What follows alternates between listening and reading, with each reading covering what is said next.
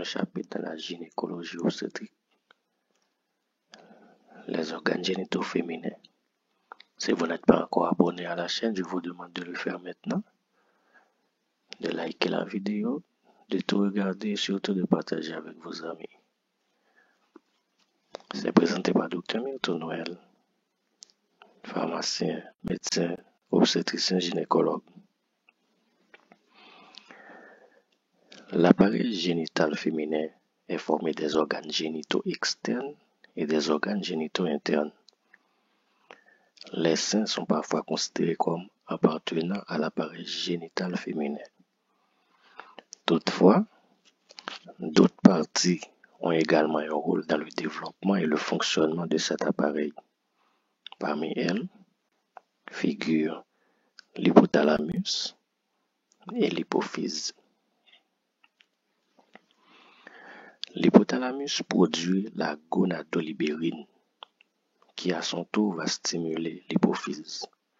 Une fois stimulée, l'hypophyse va synthétiser des hormones lutéinisantes et folliculostimulantes. Ces hormones vont agir au niveau des ovaires pour stimuler les ovaires et les ovaires vont à leur tour fabriquer les organes sexuels féminines, à savoir œstrogène et progestérone, et aussi les hormones sexuelles masculines, à savoir les androgènes. Les hormones sexuelles masculines stimulent la croissance des poils pubiens et axillaires au moment de la puberté. Ces hormones permettent aux filles comme aux garçons de conserver leur masse musculaire. Après l'accouchement, l'hypothalamus va indiquer à l'hypophyse de produire de la prolactine. La prolactine, c'est l'hormone qui est responsable de la production de lait maternel. Les organes génitaux internes forment le tractus génital, qui est formé par le vagin, où est déposé le sperme et d'où sort l'enfant lors de l'accouchement, l'utérus, où l'embryon va se développer en fœtus, les trompes de Fallope, où peut avoir lieu la fécondation de l'ovule, et aussi les ovaires qui produisent les hormones et les ovules. Ici, nous avons le vagin. C'est une structure tubulaire musculaire. Il est élastique. Sa longueur chez la femme varie entre 10 à 12 cm.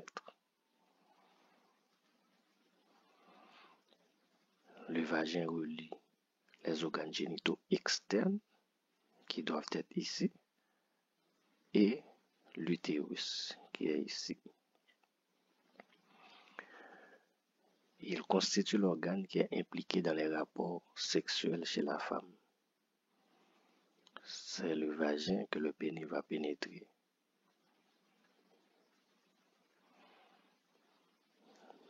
Le vagin est la voie de passage des spermatozoïdes pour la fécondation des ovules et la voie de sortie du saignement menstruel et aussi de l'enfant lors de l'accouchement. Ici, nous avons un schéma qui montre les organes génitaux externes, le vagin qui relie l'utérus et les organes génitaux externes. Cette partie-là en bleu, c'est le vagin.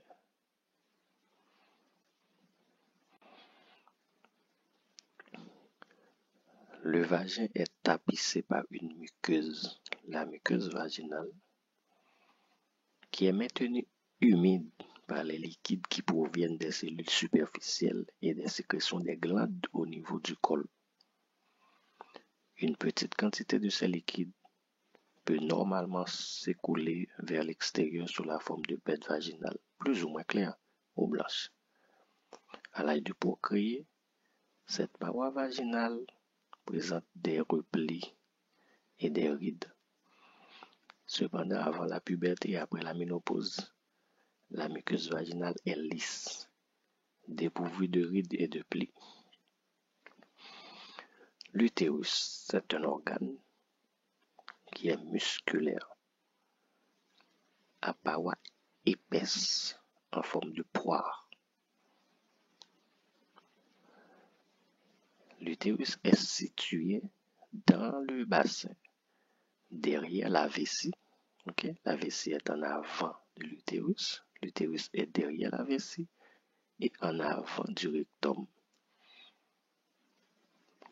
L'utérus se trouve entre le rectum et la vessie. Il est ancré en position par divers ligaments et sa fonction principale est d'accueillir le fœtus pendant tout son développement. L'utérus fait 8 cm de haut, 5 cm de large et 3 cm d'épaisseur environ. Elle est composée de 3 parties. Le col de l'utérus, le corps de l'utérus. Ces 2 parties sont reliées par une partie qu'on appelle l'isthme.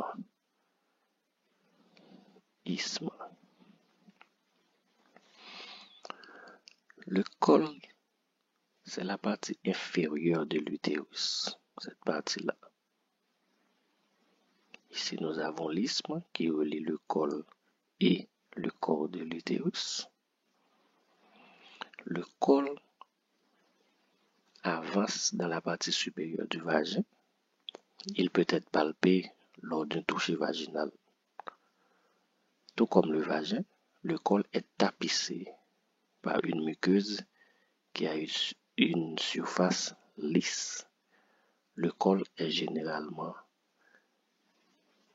une barrière qui empêche les bactéries de pénétrer à l'intérieur de l'utérus.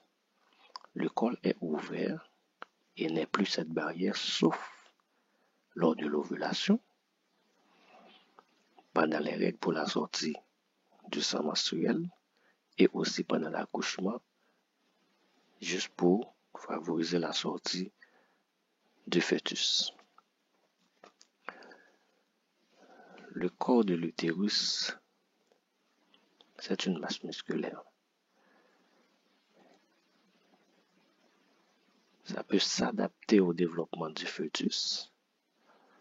Sa paroi musculaire se contracte pendant le travail, juste pour expulser l'enfant à travers le col de l'utérus et le vagin. Les trompes de Fallope sont au nombre de 2, de part et d'autre de l'utérus. Elles mesurent environ 10 à 13 cm. Elles s'étendent des bords supérieurs de l'utérus jusque vers les ovaires, auxquels elles ne sont pas directement liées. L'extrémité de chaque trompe s'évase en entonnoir avec des extensions digitiformes qu'on appelle les fimbriae. Au niveau du col, au niveau des trompes, nous allons trouver 4 segments. Il y a un segment, le premier segment, qui est le segment interstitiel. C'est là où la trompe est accolée au corps de l'utérus. Il y a cette partie-là qu'on appelle l'isthme. Cette partie qui est plus ou moins large, qu'on appelle l'ampoule. Et la dernière partie qui est plus près des ovaires, qu'on appelle pavillon.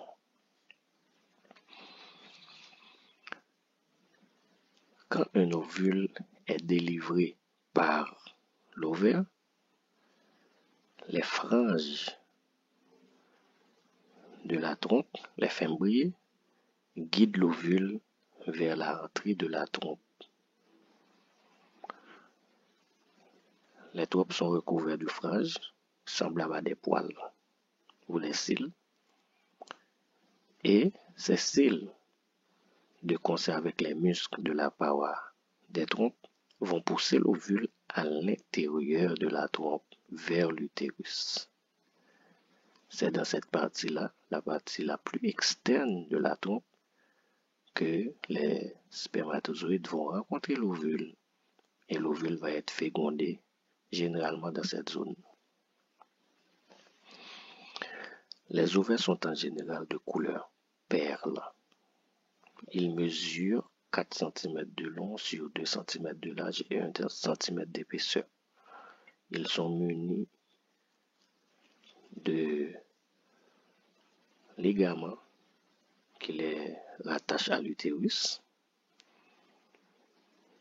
et aux trompes,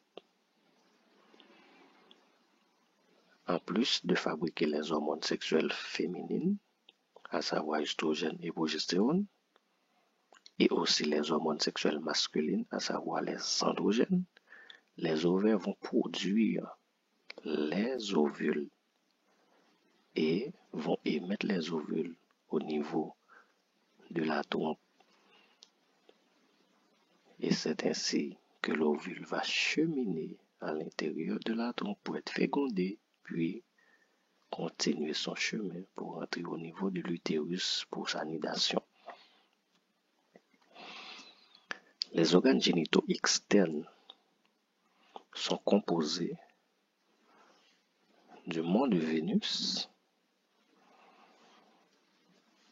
des grandes lèvres, des petites lèvres, du clitoris et des glandes de Bartholin.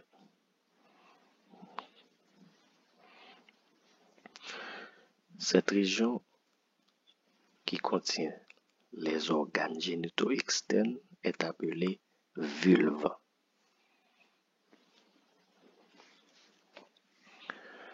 Ces organes-là vont jouer 3 rôles principaux, à savoir protéger les organes génitaux internes aux agents infectieux, permettre l'activité et le plaisir sexuel, et aussi de permettre au sperme de pénétrer dans les organes génitaux internes afin que les spermatozoïdes contenant dans le sperme puissent cheminer à travers les organes génitaux internes pour arriver jusqu'aux trompes afin de féconder l'ovule qui a été expulsé s'il y en a eu. Le mont de Vénus, c'est cette partie-là. C'est une protubérance arrondie formée de tissus adipeux qui recouvrent l'os pubien et qui, lors de la puberté, se recouvre de poils. Les grandes lèvres, quant à elles, sont des replis de tissus relativement grands et charnus.